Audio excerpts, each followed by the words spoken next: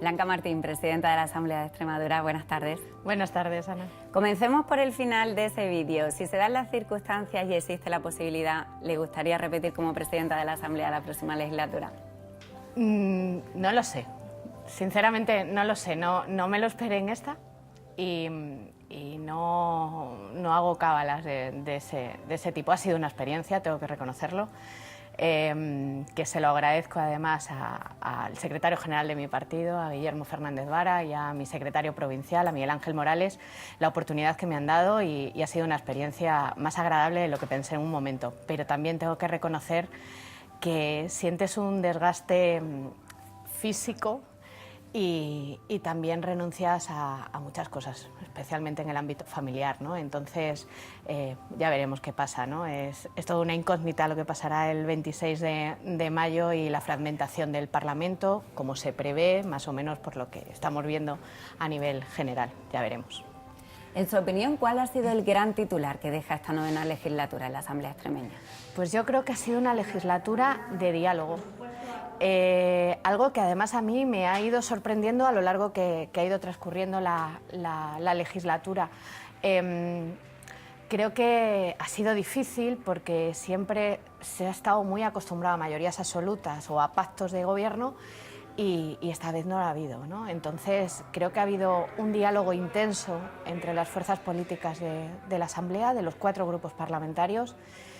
Un trabajo inmenso de los diputados y las diputadas, yo eso de verdad lo recalcaré en cualquier intervención que tenga, porque a veces no se les reconoce el trabajo que han hecho, ¿no? Y ha sido impresionante el número de leyes que se han aprobado, con todo el trabajo que eso conlleva, sesiones eternas de comisiones y yo destacaría como una legislatura del diálogo y de ejemplo al resto de muchas regiones españolas, incluso en la política nacional, ¿no? En ese sentido ha sido difícil arbitrar un hemiciclo que por primera vez tenía 4 grupos parlamentarios y 2 de ellos además se estrenaban en el debate en el hemiciclo. Hombre, al principio eran novatos los 2 grupos nuevos, Ciudadanos y Podemos, y también lo era yo, ¿no? Yo creo que no ha sido difícil, tampoco me la han puesto muy difícil. Es verdad que en los primeros momentos hubo una convocatoria electoral general enseguida y eso traslada, ¿no? Inunda toda la política al final y la Asamblea se convierte un poco casi en el lugar de los mítines de los partidos políticos. Pero una vez que transcurrió ese diciembre del 2015 no ha sido demasiado complicado. A mí me gusta mucho el debate y creo que en eso lo he respetado. O sea, yo sé que, y además quiero agradecérselo desde aquí a mi grupo parlamentario porque sé que a veces no lo han entendido. El hecho de que yo haya sido muy flexible incluso en cosas que se han podido decir dentro de la Asamblea, pero creo que la Asamblea es un sitio para debatir, no un monólogo de cada uno. Entonces, yo creo que ha sido bastante más fácil de lo que yo me suponía en un primer momento. Se refería a esas elecciones de diciembre de 2015, porque lo cierto es que la legislatura empezó, tal y como va a terminar, como unas elecciones generales en el horizonte, pero han sido 3 las convocatorias. ¿Esto ha condicionado, aparte de ese momento, el resto de la legislatura ha condicionado también lo que ha pasado en la Asamblea? Sí, lo ha condicionado tanto las 3, la tercera cita que es ahora, como la propia moción de censura en el Gobierno de España. También se ha notado, ¿no?, en el cambio de gobierno, incluso, ¿no?, en las perspectivas de cada uno, ¿no? No sé, igual que el Grupo Socialista hacía mucha iniciativa legislativa de propuestas de pronunciamiento hacia el Gobierno de España, cuando hubo el cambio de gobierno, pues las tornas cambiaron, ¿no? Era el Partido Popular o incluso Podemos. Entonces sí se ha notado todo lo que ha pasado en Madrid en el hemiciclo de la Asamblea. Se refería al trabajo de los diputados, que no siempre es reconocido. Entre algunas cifras que nos deja esta legislatura, han sido 97 los plenos que se han celebrado, 20 los proyectos de ley aprobados, que recordemos que son los que remite el Consejo de Gobierno. Han salido adelante 44 propuestas de ley, las que presentan los grupos parlamentarios. Se han celebrado 3 plenos monográficos, 3 sobre el estado de la región, 4 comisiones de investigación. ¿Con cuál o cuáles de las iniciativas que han salido adelante se quedaría? Hombre, a mí me cuesta decir o posicionarme a favor de una en concreto porque creo que no es mi papel, ¿no? Yo sé que el Gobierno ha trabajado y se ha esforzado. Yo me quedo quizá con la parte de los presupuestaria, ¿no? El hecho de que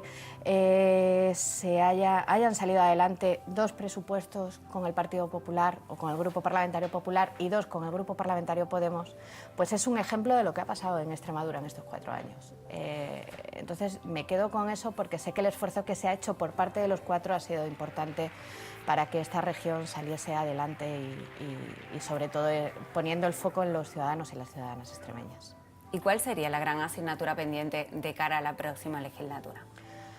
Bueno, hay algo que no salió adelante, que yo tenía mucho empeño, y era la reforma del reglamento, porque entendía que la Asamblea tiene que ser mucho más dinámica y estar mucho más pegada a la ciudadanía, ¿no? La institución más cerca de los ciudadanos, y así lo reconocen en todas las encuestas, son los ayuntamientos. Pero yo quería que hubiese una cercanía mayor, ¿no? Que se participase más desde el exterior, que hubiese mucha más agilidad en el debate y ahí no ha sido posible un consenso, ¿no? entre todos. Siempre las reformas de los reglamentos deben de ser algo consensuado por todos los grupos parlamentarios y que no primen los intereses partidistas en la mayor norma que tenemos los parlamentos. Creo que además era una reforma que nos ponía muy a la vanguardia de lo que son los reglamentos en el Estado español, ¿no? En todas las comunidades autónomas y en los parlamentos regionales, incluso como referencia al Congreso y al Senado. ¿En qué sentido? ¿Qué incluía? Pues desde, por ejemplo, el hecho de cuando se tramita una ley que los ciudadanos vengan a comparecer a petición de los grupos parlamentarios, en este caso son asociaciones o a petición de los grupos, pues eso es algo que ya se había conseguido, que no existe en el Congreso o en el Senado, pero sí es verdad que ahondábamos más en que hubiese una participación ciudadana más directa, ¿no? Participación ciudadana, a mí nunca me ha gustado eso del diputado 351 en el Congreso de los Diputados, porque creo que la representación es la que es y se elige además en las urnas, pero sí creo que debe de haber una participación directa, por ejemplo, a la hora de elaborar leyes y poderles escuchar de una manera mucho más ágil y tener en cuenta sus propuestas. Eso o cosas que yo no he entendido nunca y que no entenderé, como es la delegación del voto, ¿no? Yo y creo que eso además ha dado demasiados descalientos en este país y lo sigue dando, ¿no? Pero que se delegue el voto en un portavoz cuando el voto es de cada uno de los diputados, pues es algo que no ha habido manera de hacerlo. Había muchas cuestiones en el reglamento que creo que bueno, ahí está, el trabajo está hecho y veremos a ver qué pasa en la siguiente legislatura. Y sobre todo, los reglamentos suelen ser muy elaborados por los 2 partidos mayoritarios y yo creo que las minorías tienen que tener los mismos derechos que el resto, ¿no? Entonces, desde que una iniciativa la pudiese impulsar un solo grupo parlamentario, es decir, había cuestiones novedosas que le iban a dar mucha más agilidad al Parlamento. Precisamente por esa fragmentación del hemiciclo, que parece que será aún mayor en la próxima legislatura, ¿cree posible que finalmente se apruebe por unanimidad una reforma del reglamento o incluso del Estatuto de Autonomía, que esta misma semana la oposición le recordaba al presidente de la Junta que tampoco se ha llevado a cabo?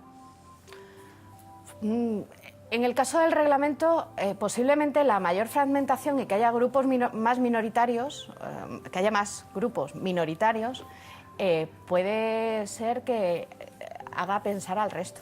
Entonces, porque les va a beneficiar o les beneficia, ¿no? Entonces, no sé, a lo mejor ha sido un ensayo que tiene su continuidad en el tiempo. El Estatuto de Autonomía, bueno, era algo además que llevaba mi partido en el programa electoral. Yo no sé si es tan esencial cambiar los estatutos de autonomía. Cada vez que se abre un estatuto de autonomía hay una historia un poco detrás que subyace que no es demasiado esencial, y más cuando hay un debate en este país de una reforma constitucional, ¿no? Si hay una reforma constitucional, pues yo entiendo que después sí haya una reforma de los estatutos de autonomía, ¿no? Pero tampoco lo creo tan esencial. Creo que el Estatuto de Autonomía extremeño está bastante adaptado a la realidad extremeña y bueno, sobre todo se hablaba con el tema de representación electoral, ¿no? Yo creo que hay que empezar en la pirámide legislativa o jurídica de este país por la Constitución y luego bajar a las autonomías. Usted ha comentado al inicio de la entrevista que quizá el gran titular de esta legislatura es el diálogo, el consenso, pero también ha habido momentos difíciles, complicados. Usted además alude especialmente a uno que vamos a recordar. Por 6 votos a favor, 29 en contra y 29 abstenciones hay un empate en la votación. Por lo tanto, tenemos que, según establece el reglamento, volver a votar. ¿Creyó en ese momento que este instante iba a tener esa trascendencia que tuvo posteriormente, incluso a nivel nacional? No lo pensé y tampoco era consciente en ese momento, ¿no? de lo que estaba sucediendo. Algún día contaré realmente qué fue lo que me pasó, todavía no. Pues cuéntelo, todavía no ha llegado el momento, algún día lo contaré. Pero no creo que hubiese tenido tanta repercusión. Fíjate, en aquel momento, fue casi una semana después, incluso hace poquito. A mí me llamó la atención porque el día que aprobamos en la Asamblea el tema de la famosa propuesta de impulso con el 155, el vídeo volvió a correr por todas las redes sociales, en este caso de algunos con mucho furor por parte de los independentistas catalanes, ¿no? Sinceramente creo que tuvo bastante repercusión y lo dije el 7 de marzo y lo volveré a decir siempre porque era mujer. Sí, ¿cree que eso sí, fue condición? Creo que sí, porque ha habido cuestiones en otros parlamentos de presidentes que no han tenido mucha repercusión. De hecho, a mí cuando me sucedió esto, algunos compañeros míos de otras comunidades autónomas me decían, madre mía, pues anda, que no me ha pasado a mí y no ha pasado nada. Bueno, yo creo que ahí tuvieron mucho que ver otros agentes exógenos a lo que pasaba en la Asamblea que lo que sucedió aquel día. Creo que nos podemos confundir todos, pero bueno, se le puso un altavoz que en fin, sé contar, evidentemente, pero a veces pues alguien no tiene un buen día y se le puede ir un poco la cabeza en ese momento.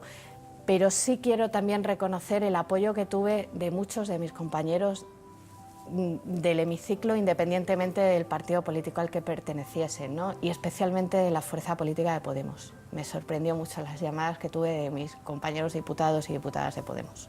¿Cree entonces que existe un doble rasero? Porque es cierto que usted también ha llamado la atención en más de una ocasión a los diputados, porque considera que se guarda mayor respeto a los diputados hombres que a las diputadas mujeres.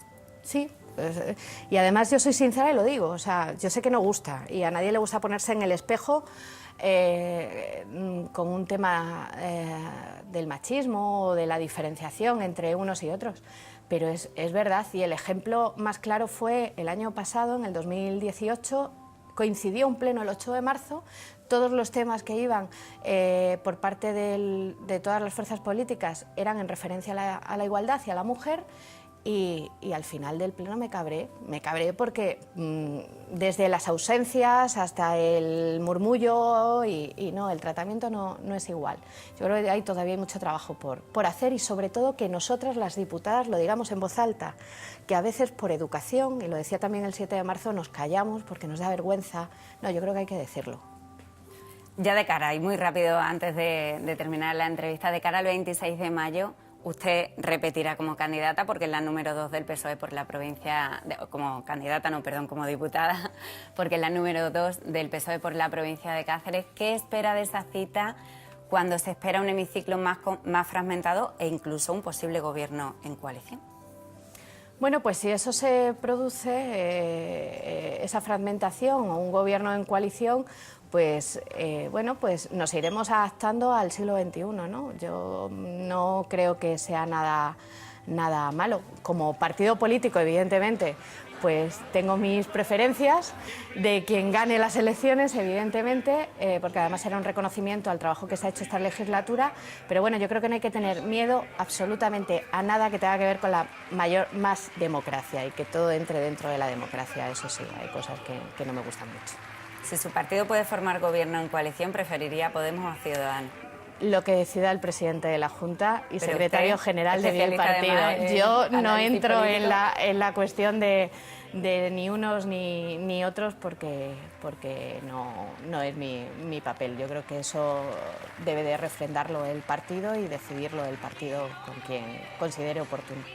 Blanca Martín, presidenta de la Asamblea de Extremadura, gracias por estar con nosotros hoy y gracias por cerrar esta temporada de entrevistas. Y gracias a vosotros por el trabajo que hacéis, que también hay que reconocerlo desde esta casa, y a ti, Ana, personalmente, por tragar muchas horas de Asamblea de Extremadura. Se agradece especialmente.